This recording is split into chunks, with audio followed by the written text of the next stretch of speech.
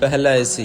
कासिम की माँ हाल में टीवी देखते देखते सो रही होती है। अपने ऑफिस के लिए निकलता है वो कासिम में देख लेता है। हाथ में रिमोट लिए ही सो गई मम्मी, और बेकार में टीवी चल रहा है, कोई देखने वाला भी नहीं है और हाल में कौन लगाता है। एसी कितनी नुकसान की चीज है, ये कोई समझना ही नहीं चाहता। कासिम टीवी और एसी बंद करके ऑफिस के लिए निकलने लगता है। तभी इसके हाथ में आग लगी है जो ऐसे बंद करके चला गया। तो 2 मिनट ना हुए आग लगे तो तुम सबके हाथों में खुजली चालू हो जाती। तूने देखा क्या कौसर, किसने ऐसे बंद किया? नहीं तो मम्मी। वहाँ पर गुलशाम आता है। हाँ, आपने ही ऐसे बंद किया होगा। आपको तो मेरी खुशी बर्दाश्त ही नहीं होती ना। पूरी जिंदगी रसोई में पसीना बहाते हुए निकाल दी। अब बहू आ गया है, अब तो जीने दो। दरगाह, तुम तो खाना पानी लेकर सर पर ही चढ़ गई हो। मुझे पागल कुत्ते ने नहीं काटा कि तुम्हारे काम के बीच में आऊं।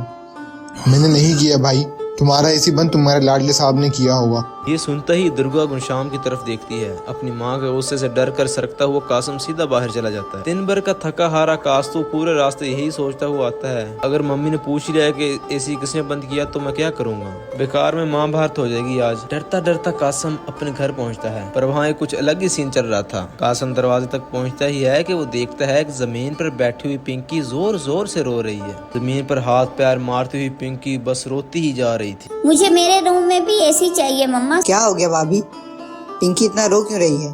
अरे कौशल, वो पिंकी ने जिद पकड़ ली है कि इसे अपना एक पर्सनल कमरा चाहिए। अब घर में कमरे तो बहुत हैं, मैंने कमरा तो दे दिया, पर एसी कहाँ से ला दूं? अरे पिंकी बेटा, चाचू को देखो कि चाचू सोते हैं एसी में, और आपकी मम्मी पापा के रूम में तो एसी है, आप वहाँ सो जाओ। सो जाओ चाचू, मैं तो अपने पर्सनल एसी में सो जाऊंगी। मम्मा, अब कौन समझाए इसे देवर जी? बच्चे तो जो देखेंगे वही सीखेंगे। अपने घर पर लोगों की एसी पर बढ़ती हुई डिपेंडेंस से कासिम बहुत परेशान हो गया था। खाने के टेबल पर अरे कास्ता, अब तो अच्छा खासा कमाने लगा है। मैं सोच रही थी कि शर्मा जी की बेटी से तेरी रिश्ते की बात कर लूं। पढ़ी लिखी है और होनहार लड़की है, कोई दिखावा नहीं, सादा जीवन ऊंचे बचा। सादा जीवन और हमारा घर, तब तो वो लड़की 2 दिन में भाग जाएगी मम्मी। यहाँ सबके प्लेट में नूडल्स हैं, दिन भर में एसी में सोते हैं, यहाँ तक कि हॉल में भी एसी है। एक छोटी सी बच्ची यहाँ फैन में नहीं सोना जा रही, और वो सादा जीवन वाली शर्मा जी की बेटी एडजस्ट कर लेगी क्या? अच्छा है ना, हमारे यहाँ सारे सूद आए हैं। तो सवेदा इतनी अच्छी लगती है कि इनके कारण हम काम को जल्दी कर सकें, ना कि आलसी बन जाए। देख रहा है ना, इसी दिन के लिए इसे पैदा किया था। कासू को छोड़िए ना मम्मी जी, ये तो दिन रात चालू ही रहता है। जब से मैं घर में आई हूँ ना, तो मेरे तो 2 ससुर हैं, एक ससुर जी और एक देवर जी। दिन रात बस लेक्चर। मम्मा ऐसी एसी। मम्मी जी, मैं क्या कह रही थी, शर्मा जी की बेटी से कह दीजिएगा कि इनकी भतीजी एक एसी चाहती है, कुछ लाए ना लाए एसी लेते आए। एसी लाएगी? वाह चाचू, you are the best. Qasim अपना सर पीट लेता है। कहाँ वो एसी के ज्यादा इस्तेमाल से परेशान था, और यहाँ तो एक और एसी आने वाला था। दरगाह आशिका के रिश्ते की बात शर्मा जी से चलाती है, और चट मंगनी पट ब्याह करके एसी बहू बनकर उनके घर आ जाती है। एसी लाई चाची, आई एसी लाई। चाची आई एसी लाई। ऐशी के आते ही पिंकी के भी कमरे में एसी लग जाता है। ऐशी अपने नए ससुराल घर घूम कर देखती है, और उसे हर तरफ एसी ही एसी दिखता है। कुछ ज्यादा नहीं हो गया जी? आपके घर में तो हर तरफ एसी हैं। ये ज्यादा लग रहा है, तब तो तुमने देखा ही नहीं है, बस देखती जाओ। लिविंग रूम में बैठी प्रियंका बुक पढ़ रही होती है, तो कासिम वहाँ जाकर वहाँ का एसी बंद कर देता है। चली जाऊं मैं मेके, यही चाहती हो ना तुम? मम्मी जी को छोड़कर अब मेरे पीछे पड़ गए। भाभी, आप सुबह से एसी में ही हैं, ये खतरनाक हो सकता है। हेल्थ के लिए खुली हवा बहुत जरूरी है। खुली हवा नहीं, लो है बाहर, लो। मुझे कहीं नहीं जाना, और मेरे कमरे का एसी बंद नहीं होना चाहिए। ओहो, तो ये बात है। आप टेंशन मत लीजिएगा, मैं अब आ गई हूँ ना, बस देखते जाइए मैं क्या करती हूँ। उसे सब कुछ समझ में आ गया था। रात को जब सब सो रहे होते हैं तो ईशा जाकर मेन स्विच ऑफ कर देती है। गर्मी, हाय गर्मी करते हुए सभी हॉल में इकट्ठा हो जाते। अपने क्या हो गया ये मरजानी बिजली को, कितनी गर्मी हो रही है? सब ग्लोबल वार्मिंग का नतीजा है मम्मी। अरे पर लाइट कैसे गई? फ्यूज उठ गया होगा, बहू वायर लोड नहीं ले पाया होगा। मत जाने एक साथ 4-5 एसी चला लेता है, अब कहाँ से बनेगा फ्यूज? वो ना मम्मी जी, बिजली का खंभा भी कितना बेवकूफ है, अपनी अक्ल होनी चाहिए। अब सोएगा सारा मोहल्ला बिना एसी के।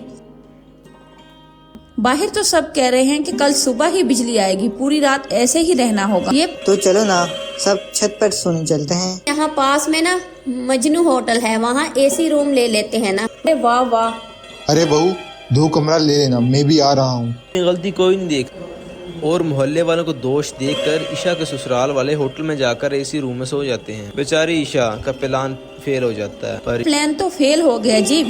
इन लोगों को समझाना इतना आसान नहीं है। ऋषिका इतनी जल्दी हार मानने वालों में से नहीं थी। अगली सुबह वो इलेक्ट्रिशियन को बुलाती है और बाथरूम में भी एसी लगवा देती है। वाह, तुम हमारी पार्टी की निकली। मुझे तो लगा था एक और लेक्चर देने वाली पार्टी तो नहीं आ गई। अच्छी सोच है, नहाते वक्त जो पसीना आता है, उफ, अब दिक्कत नहीं होगी। जो फिलहाल सबको एक सोल्यूशन लग रहा था, वो जल्दी एक प्रॉब्लम बनने वाला था। ऋषिका घर के सारे एसी की सेटिंग इलेक्ट्रिशियन से इस तरह करवा देती है कि एसी अपने मिनिमम टेम्परेचर पर ही चलेगा, जिसके कारण पूरे घर में बर्फ की तरह ठंडा हो जाता था। मम्मा, मुझे सर्दी हो रही है। हाँ बेटा, मेरा सर भी ना फटा जा रहा है, लगता है ठंड लग रही है। अरे सकीना, कुछ देर तेरे कमरे में चली जाती हूँ, वहाँ एसी नहीं है, जरा राहत मिलेगी। तभी बाथरूम में चिल्ड एसी में नहाकर दुर्गा दांत खटखटाती हुई बाहर आती है। और लगाओ एसी, मैं तो पहले ही कहता था, ये सब चोचले हैं, पड़ गए ना अब सब बीमार। अरे आक्षा, आज ही इलेक्ट्रिशियन को बुलाकर एसी हटवा दो, वरना मैं हट जाऊंगी। मम्मी जी, एसी तो आपके लिए बहुत इम्पोर्टेंट हुआ करता था, तो अब ऐसे कितनी ठंड देगा? ये तो जाहिर ही होगा ना किसी भी चीज की जायती बुरी है। अब कहीं ना पते की बात, आज गर्मी बहुत है, इसलिए है क्योंकि सभी अंधाधुंध एसी चला रहा है, तो इन्वायरमेंट में ग्लोबल वार्मिंग तो बढ़ेगा। पिंकी स्कूल में पढ़ा है ना तुमने, फिर भी कमरे में सेपरेट एसी। चाची सॉरी चाची, हम समझ गए, इसका हमसे गलती हो गई। 2 रूम्स में एसी छोड़कर मैं बाकी सभी एसी हटवा रही हूँ। जो काम कास्टू ना कर सकता इश्का ने कर दिया, और सभी को अपनी भूल का एहसास हो गया कि कोई भी चीज हद से ज्यादा हो जाए तो जहर बन जाती है। पाटिल जी के परिवार में रहा करते थे उनके 2 बेटे, अनंत पाटिल और अनिल पाटिल। अनंत की पत्नी का नाम था सुषमा और अनिल की बीवी का नाम था आंचल। पाटिल जी की एक बेटी भी थी, जिसका नाम था मंदा। मंदा की शादी को लगभग 2 साल हो चुके थे और मंदा के निकाह ससुराल पाटिल जी के घर से 4 घर छोड़कर ही था, जिसकी वजह से मंदा के निकाह अपने मायके में आना जाना लगा रहता था। मंदा का अपना ससुराल आना जाना तो ठीक था, लेकिन मंदा का पति जब दिल चाहे ससुराल चला आता, और यहाँ तक वो ज्यादातर टाइम अपने ससुराल यानी कि पाटिल जी के घर में ही रहा करता था। यह बात मंदा को पसंद नहीं थी और ना ही पाटिल जी के दोनों बहुओं को, लेकिन सुदेश तो सुधर का नाम ही नहीं ले रहा था। और इसी तरह एक दिन सुदेश सुबह सुबह अपने ससुराल आ पहुंचा। अरे आंचल भाभी, शिमला भाभी, रसोई से तो बहुत अच्छी खुशबू आ रही है, नाश्ते में क्या बना है? अरे दामाद जी, आप फिर से आ गए। अब तो हर सुबह आप ही का इंतजार रहता है हम लोगों को। हाँ, और आज जो छत पर काला कौवा आया है ना, वो कुछ ज्यादा ही जोर जोर से आवाजें लगा रहा था। मैं तो समझ गई थी कि अब हमारे दामाद के अलावा और कौन आएगा। इतना प्यार करने वाला ससुराल और आप जैसी भाभियाँ मिलेंगी तो भला कौन नहीं आएगा ससुराल। अब बस गर्मा गर्म पराठे खिला दीजिए। बिल्कुल दामाद जी, आपके लिए तो मैंने स्पेशल पराठे बनाए हैं मक्खन लगाकर। बैठिए बैठिए, खाइए खाइए। अरे लेकिन अनंत और अनिल भाई साहिब को भी तो आने दीजिए, इसके बाद खा लेना। उनका क्या है, वो तो इसी घर में रहते हैं, मैं तो कभी कभी आता जाता हूँ ना। आप जल्दी से मुझे पराठे खिला दीजिए, कल रात को मेरी नींद भी पूरी नहीं हुई थी, थोड़ी देर यहीं पर सो जाता। दामाद जी, काम पर नहीं जाना क्या, जो सुबह सुबह सोने की बात कर रहे हैं? अरे भाभी, काम तो जिंदगी भर चलता रहेगा, लेकिन आपके हाथ के पराठे कहाँ मिलेंगे? लाइए लाइए, जल्दी से लाइए। और हाँ, वो आम का अचार, हाय हाय, जरूर ले आना, जो आपकी सासू माँ बनाती हैं। मतलब कि हमारी सासू माँ बनाती हैं। जी बिल्कुल बिल्कुल, आम का अचार भी ले आऊंगी, दही भी लेकर आऊंगी, आप जो कहेंगे वो ले आऊंगी। और इस तरह से सदेश ने मंदा के मेके जाकर सुबह सुबह अच्छे से नाश्ता कर लिया, बिना इस बात की परवाह की कि उसके घर के किसी भी मेंबर ने अभी तक कुछ भी नहीं खाया। इससे पहले कि बाकी के लोग नाश्ता करते हैं, सदेश आराम से कमरे में जाकर सो गया। और ये देखकर सुषमा और आंचल को बिल्कुल भी अच्छा नहीं लगा। मुझे तो लगता है हमें इस बारे में मंदा दीदी से बात करनी चाहिए। अरे नहीं नहीं, इनको बुरा लगेगा। इस घर की इकलौती बेटी है और उनका पति यहाँ पर आता है और हम उस बात की शिकायत उनसे कहेंगे तो सोचो उन्हें कितना बुरा महसूस होगा। बात तो सही है, अब जैसा भी हो इस घर का दामाद है, हम कर भी क्या सकते हैं। क्या हुआ दामाद जी, फिर से आ गए? दामाद तो है, लेकिन उनकी जो हरकतें हैं ना, वो मंदा दीदी पर आगे चलकर बहुत भारी पड़ सकती हैं। आप समझ रही हैं ना? कुछ देर के बाद मंदा सुदेश को ढूंढते हुए अपने मायके पहुंचती है। सुषमा भाभी, अंचल भाभी, सुदेश यहाँ पर आए थे क्या? तो सुबह से ही यहीं पर है मंदा दीदी, लेकिन आप इतनी परेशान क्यों लग रही हो? इनका मोबाइल फोन भी घर पर है और 5-6 बार कॉल आ चुकी है। वो लोग पूछ रहे हैं कि सुदेश ने छुट्टी क्यों की, एप्लीकेशन भी नहीं डाली और वो ऑफिस में नहीं आए। हाँ, सुबह सुबह यहाँ आए थे, नाश्ते के बारे में पूछने लगे तो हमने उन्हें नाश्ता करा दिया। इसके बाद बोले काम तो होता रहेगा, नींद ज्यादा जरूरी है, इसलिए सोने चले गए। मैं सुदेश की हरकतों से बहुत परेशान हूँ। भाई रोज रोज मेरे मायके में आ जाते हैं। आप लोग भी इनके बारे में क्या सोचती होंगी ना? हाँ, लेकिन इस तरह से वो अपने काम और अपने ऑफिस को छोड़ते रहेंगे तो आगे चलकर आपकी जिंदगी में प्रॉब्लम्स आ सकती हैं दीदी। इतना कहकर मंदा सुदेश के कमरे में जाकर उसे जगाने की कोशिश करती है। सुदेश, सुदेश उठे ना, देखिए आपके ऑफिस से कितनी बार कॉल आ चुकी है और आप यहाँ पर आराम से कराटे मारकर सो रहे हैं। अरे मंदा, इतना अच्छा ससुराल मिला है मुझे, और तुम्हारी भाभीयों के हाथ का खाना खाने का तो कहना ही क्या। क्या भाभी, सुबह का नाश्ता करके सोया हूँ तो दोपहर हो गई है, भूख लग रही है मुझे बताओ दिन में क्या बनाया है आपने?